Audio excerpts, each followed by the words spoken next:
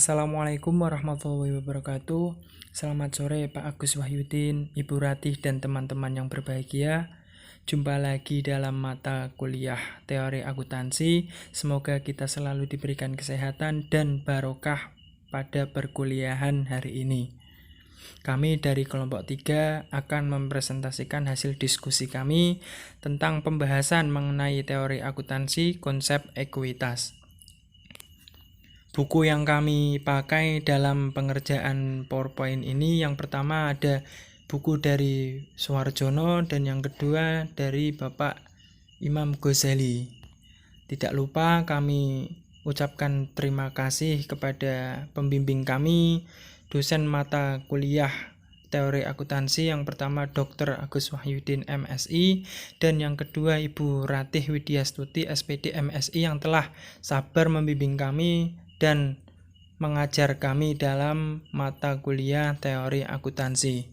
Di sini ada Husnul Khuluq sebagai ketua anggota, ada Dedi Prayogo sebagai anggota, Ahmad Saiful Mukmin sebagai anggota, Afi Nur Indriani sebagai anggota, dan Sekar Arum Wulansari sebagai anggota, yang nantinya masing-masing akan mempresentasikan subbagiannya masing-masing secara otomatis dan berurutan. Langsung saja, untuk pembahasan yang pertama akan disampaikan oleh Mbak Sekar Arum, dan yang kedua oleh Mbak Afi Nur Indriani, yang ketiga ada dari Ahmad Saiful Mukmin, dan yang keempat dari Dedi Prayogo, dan yang terakhir dari Husnul Khuluq. Untuk mengefisiensikan waktu, mari kita langsung saja pembahasan pertama yang akan disampaikan oleh Mbak Sekar Arum Wulansari. Waktu kami persilahkan. Ya, terima kasih moderator. Di sini saya akan menjelaskan 3 poin. Yang pertama, apa itu ekuitas? Yang kedua, ada komponen ekuitas pemegang saham. Dan yang ketiga, ada tujuan penyajian ekuitas. Langsung saja ke poin yang pertama, yaitu apa itu ekuitas. Dalam kerangka dasar standar akuntansi keuangan tahun 2002, menurut Ikatan Akuntansi Indonesia atau IAI mendefinisikan ekuitas sebagai berikut. Ekuitas adalah hak residual atas aktiva perusahaan setelah dikurangi semua kewajiban. Ekuitas didefinisi sebagai hak residual untuk menunjukkan bahwa ekuitas bukan kewajiban. Ini berarti ekuitas bukan pengorbanan sumber ekonomik masa datang, karena didefinisi atas dasar aset dan kewajiban, nilai ekuitas juga bergantung pada bagaimana aset dan kewajiban diukur. Lanjut ke poin yang kedua, yaitu komponen ekuitas pemegang saham. Berdasarkan sumber dan riwayat terjadinya, ekuitas pemegang saham diklasifikasi atas dasar 2 komponen penting. Yang pertama ada modal setoran, dan yang kedua ada modal bentukan atau laba ditahan. Modal setoran dibagi menjadi 2, yaitu modal yuridis dan modal setoran lain. Modal yuridis dipengaruhi oleh sumber perubahan, yaitu 1. Penerbitan saham baru, kedua, kapitalisasi laba ditahan, yang ketiga, dividen saham, yang keempat, konversi obligasi atau saham terkonversi, dan yang terakhir, pemesanan saham. Selanjutnya ada modal setoran lain. Sumber perubahannya yaitu premium modal saham, penjualan saham treasury, penyerapan defisit, deklarasi dividen, restrukturasi kapital, revaluasi aset. Selain ada modal setoran, ada modal bentukan yang dipengaruhi oleh laba atau rugi dari statement laba rugi, dividen, rekapitalisasi, defisit, koreksi, perubahan akuntansi. Selain modal setoran dan modal bentukan, komponen ekuitas pemegang saham juga terdiri dari komponen lain-lain. Komponen lain-lain ini terdiri dari pos-pos yang tidak tepat dimasukkan dalam komponen modal setoran dan modal bentukan. Pos-pos ini misalnya, untung perusahaan belum terrealisasi, penyesuaian kapital belum terrealisasi, selisih revaluasi, dan hak pemegang saham Selanjutnya, ada tujuan penyajian ekuitas. Tujuan pada umumnya, yang pertama ada efisiensi dan kepengurusan manajemen, yang kedua riwayat dan prospek investasi pemilik, yang ketiga ada tanggung jawab yuridis pemilik. Untuk memenuhi tujuan tersebut, informasi yang harus disampaikan tentang ekuitas pemegang saham tersebut minimal adalah yang pertama, sumber ekuitas pemegang saham beserta riwayatnya, pengaturan yuridis yang membatasi pembagian dividen dan pengambilan modal. Yang ketiga, ada prioritas beberapa golongan pemegang saham atau pemegang ekuitas lainnya. Terima kasih atas waktunya yang telah diberikan teman saya. Saya akan melanjutkan presentasi tentang perbedaan modal setoran dan laba ditahan. Perbedaan modal setoran dan laba ditahan. Modal setoran perlu dibedakan dengan laba ditahan, karena modal setoran merupakan suatu bentuk kontrak yuridis yang harus dipertahankan keutuhannya. Klasifikasi ekuitas pemegang saham menjadi modal setoran dan laba ditahan sebenarnya merefleksi pembedaan atas dasar sumber. Penyajian ekuitas pemegang saham atas dasar sumber sebenarnya bersifat tradisi, karena anggapan bahwa penyajian seperti ini akan menjadi atau memberi informasi tentang riwayat modal sejak berdirinya perseroan. Makin besarnya perusahaan menjadikan ekuitas pemegang saham berubah tidak hanya dalam jumlahnya, tetapi juga dalam komposisi atau sumbernya. Sedangkan laba ditahan merupakan modal yang tercipta atau terhimpun karena pemanfaatan aset. Laba ditahan pada dasarnya adalah terbentuk dari akumulasi laba yang dipindahkan dari akun ikhtisar laba rugi atau income summary. Jadi intinya yaitu modal setoran merupakan perubahan aset dalam rangka pendanaan atau transaksi modal. Sedangkan laba ditahan merupakan perubahan aset dalam rangka produksi atau transaksi operasi. Kemudian modal yuridis versus modal setoran lain. Modal yuridis merupakan jumlah minimal yang harus disetor oleh investor sehingga membentuk modal yuridis atau legal capital. Modal setoran dipisahkan menjadi modal yuridis dan modal setoran lain untuk menunjukkan 1. Jumlah minimal yang harus disetor dan dipertahankan untuk menunjukkan perlindungan bagi pihak non-pemegang saham, khususnya kreditor. Kemudian, besarnya modal yuridis bergantung pada karakteristik saham, bernominal, tak bernominal, atau bernilai nyataan, tak bernominal, atau tak bernilai nyataan. Kemudian, besarnya modal yuridis. Karakteristik saham yang pertama yaitu bernominal.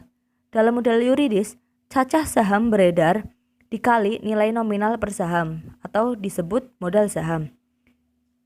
Jumlah ini merupakan jumlah rupiah yang secara yuridis menjadi hak pemegang saham walaupun dalam transaksi pembelian saham jumlah rupiah yang disetor atau dibayarkan melebihi modal yuridis tersebut.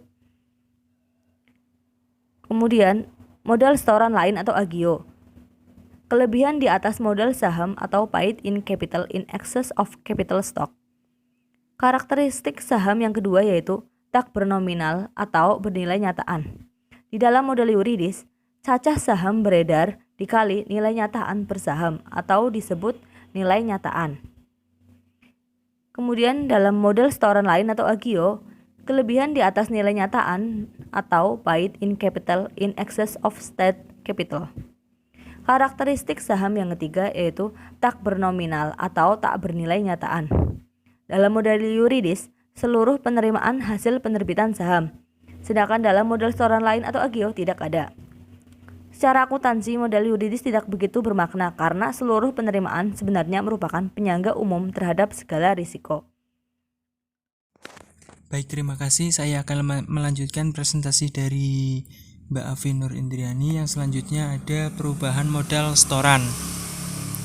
Modal setoran dapat bertambah karena adanya yang pertama pemesanan saham, yang kedua konversi status obligasi, yang ketiga konversi status saham istimewa, yang keempat dividen saham, dan yang kelima hak beli saham. Yang pertama pemesanan saham. Artinya jumlah rupiah pemesanan saham sama dengan cacah saham yang dipesan X, harga yang disepakati.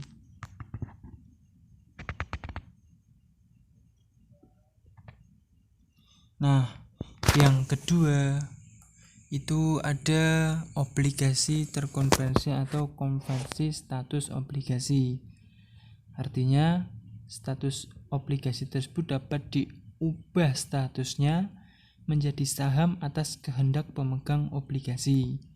Yang ketiga ada konversi status saham istimewa pun dapat diubah statusnya menjadi saham biasa jika pemegang saham istimewa berkehendak atau atas kehendak pemegang saham istimewa.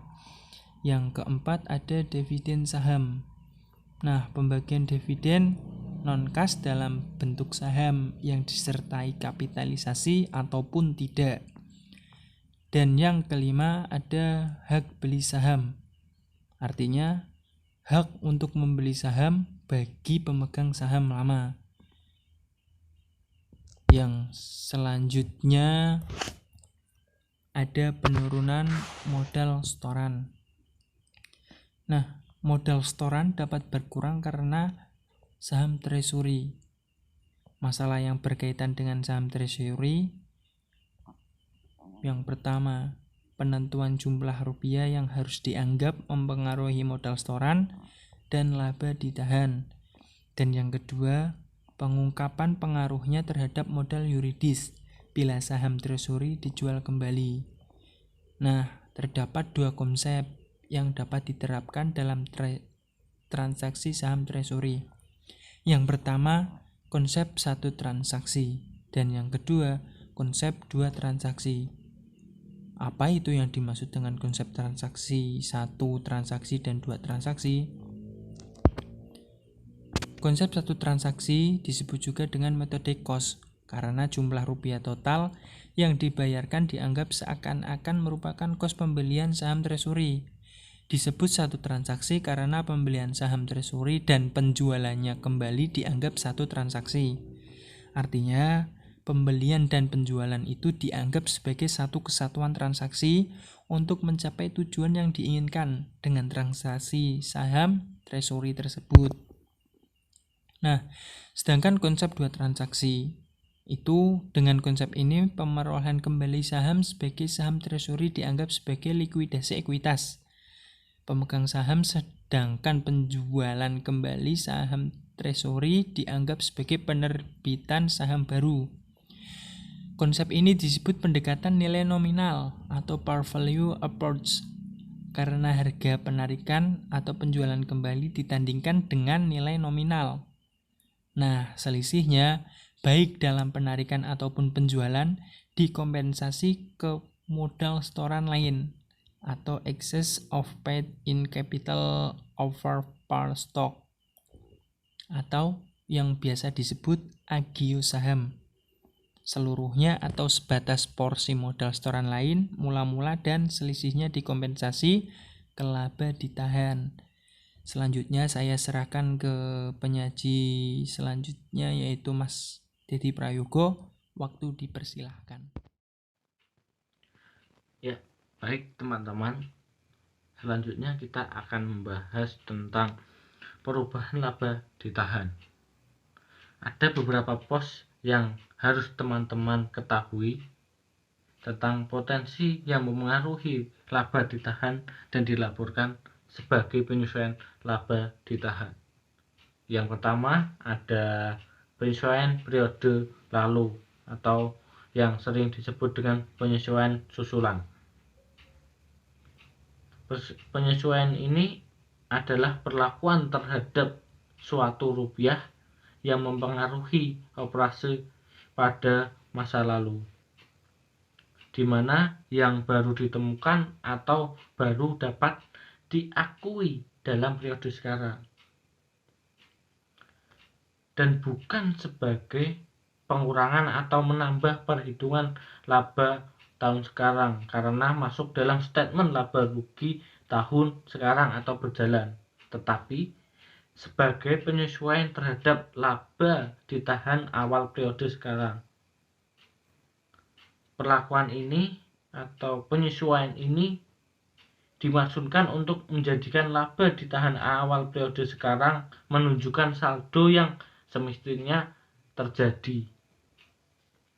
Sehingga pada awal periode saldo laba ditahan telah sesuai dengan keadaan yang sebenarnya. Selanjutnya ada koreksi kesalahan. Koreksi kesalahan ini terjadi karena beberapa hal. Yang pertama ada kesalahan hitung, kesalahan aplikasi atau penerapan prinsip akuntansi yang menghasilkan kekilafan atau kekeliruan menggunakan fakta yang tersedia pada penyusunan laporan keuangan. Sehingga perlunya dikoreksi dan dapat menunjukkan saldo atau penyesuaian laba ditahan yang sesuai dengan keadaan yang sebenarnya. Selanjutnya, yang ketiga ada pengaruh perubahan akuntansi. Karena alasan tertentu, suatu perusahaan mungkin melakukan kebijakan yang mempunyai pengaruh terhadap konsistensi dalam proses akuntansi dan pelaporan keuangan dalam perusahaan tersebut. Sehingga perusahaan tersebut melakukan perubahan akuntansi. Perubahan akuntansi dalam hal ini ada 3 macam perubahan. Yang pertama ada perubahan prinsip atau metode akuntansi. Yang kedua ada perubahan taksiran akuntansi. Dan yang terakhir atau yang ketiga perubahan ketentuan laporan. Dalam hal ini jumlah rupiah laba dan aset yang berkaitan mula-mula dilaporkan dalam statement keuangan periode yang lalu sebelum adanya perubahan itu berbeda dengan penggunaan statement yang sekarang atau perubahan akuntansi yang dilakukan perusahaan sekarang. Sehingga hal itu harus ada penyesuaian sehingga dapat memengaruhi laba ditahan tersebut. Secara umum, perubahan akibat ketiga komponen di atas diperlukan sebagai transaksi operasi yang dilaporkan dalam statement laba rugi. Yang di sisi lain yang terakhir ini ada kuasai organisasi. Yang dalam hal ini menurut PSAK nomor 51 pasal 9 bahwa kuasai reorganisasi adalah reorganisasi tanpa melalui reorganisasi secara hukum yang dilakukan dengan menilai kembali akun-akun aktiva dan kewajiban pada nilai wajar dan mengeliminasi saldo defisit. Yang ditegaskan bahwa kuasai organisasi merupakan prosedur akuntansi yang mengatur perusahaan untuk merekonstruksi ekuitasnya dan menghilangkan defisit dan menilai kembali seluruh aset dan kewajibannya tanpa melalui reorganisasi secara hukum. Dengan mekanisme ini diharapkan perusahaan dapat meneruskan usahanya secara lebih baik seperti baru mulai dengan model yuridis baru tanpa dibebani defisit. Itulah keempat pos yang harus teman-teman ketahui terkait dengan perubahan laba ditahan. Yang selanjutnya kita akan membahas tentang penyajian modal pemegang saham. Di sini akan membahas tentang urutan penyajian kewajiban dan modal pemegang saham dalam neraca yang sebenarnya, menggambarkan urutan perlindungan dalam kondisi perusahaan mengalami defisit dan dalam kondisi perusahaan dilikuidasi. Dalam terjadi defisit, ini urutan penyajian menggambarkan urutan penyerapan rugi, sequence of change. Sedangkan dalam kondisi likuidasi, urutan penyampaian menggambarkan urutan perlindungan yuridis atau legal scheme of protection bagi para penyedia dana dalam hal terjadi likuidasi. Di dalam hal perusahaan mengalami defisit ini ada beberapa hal bahwa penyajian modal pemegang saham ini akan membagikan kepada para siapa yang akan menanggung rugi perusahaan dalam melunasi hutang-hutangnya. Itu akan dibagi urutan siapa yang terlebih dahulu akan menanggung hutang tersebut, dan selanjutnya yang pada posisi perusahaan melakukan likuidasi, urutan penyajian ini akan menggambarkan bahwa perusahaan atau pemegang saham manakah yang akan menjadi pembagi atau kebagian dalam pembagian aset dari hasil likuidasi perusahaan tersebut. Sehingga di situ secara hukum telah dilaksanakan atau pembagian secara normal. Itu sekian dari pemaparan saya, selanjutnya akan dilanjutkan oleh Mas Kuluk. Oke, selanjutnya yaitu mengenai perincian laba ditahan.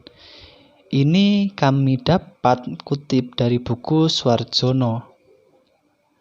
Oke, langsung saja yaitu mengenai perincian laba ditahan.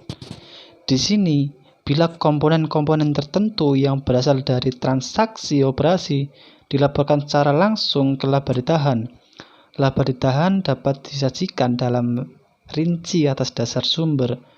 Terdapat pula kebiasaan bahwa laba ditahan disajikan dengan merincinya atas dasar tujuan dengan cara yang disebut a priori dan batasan.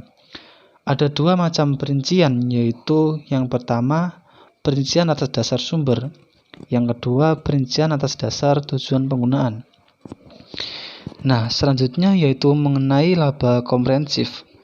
Di sini pemisahan yang tegas antara transaksi operasi atau non-pemilik dan transaksi pemilik yang berakibat pemisahan secara tegas antara modal setoran dan laba ditahan mempunyai konsekuensi bahwa segala perubahan yang berkaitan dengan operasi dalam arti luas dilaporkan melalui statement laba rugi. Di sini ada dua landasan penyajian laba. Yang pertama, pendekatan kinerja sekarang. Yang kedua, pendekatan semua termasuk. Yang pertama, pendekatan kinerja sekarang, ini kami kutip dari buku Suarjono yang diterbitkan pada tahun 2014. Pendekatan kinerja sekarang, yaitu menekankan pemisahan secara tegas transaksi operasi dalam arti luas dan transaksi modal. Dengan kata lain, yang diperhitungkan sebagai laba dan disajikan melalui statement laba rugi adalah semua pos akibat transaksi non-pemilik. Pendekatan ini dilandasi oleh konsep dasar kontinuitas usaha yang memandang statement laba rugi merupakan penggalan aliran operasi, pendapatan, dan biaya dalam jangka panjang. Nah, yang kedua ada pendekatan semua termasuk. Pendekatan ini hanya memasukkan ke dalam statement laba rugi atau attainment laba rugi pos-pos operasi yang dianggap bertalian dengan tahun berjalan dan penggunaan aset atau sumber ekonomik untuk mencapai tujuan utamanya.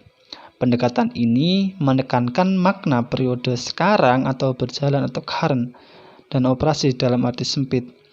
Nah, itu tadi mengenai ekuitas. Baik, terima kasih. Itulah penjelasan dari kelompok kami tentang materi ekuitas. Yang selanjutnya ada sesi kedua, yaitu tanya jawab.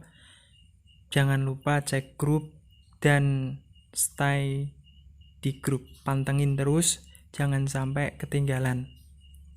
Terima kasih. Apabila ada kekurangan mohon dimaafkan. Wassalamualaikum warahmatullahi wabarakatuh.